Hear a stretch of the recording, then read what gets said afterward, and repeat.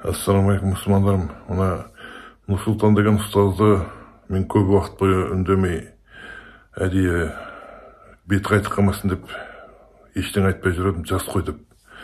Бірақ қарап отырсам, бұл нағыз наданның надан екен, діннен ештеңе оқыған.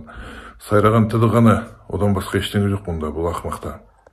Өйткені мұсылман мен кәпірдің айырмашылығы тек намазы ғана дейді. Бұл ақымақ.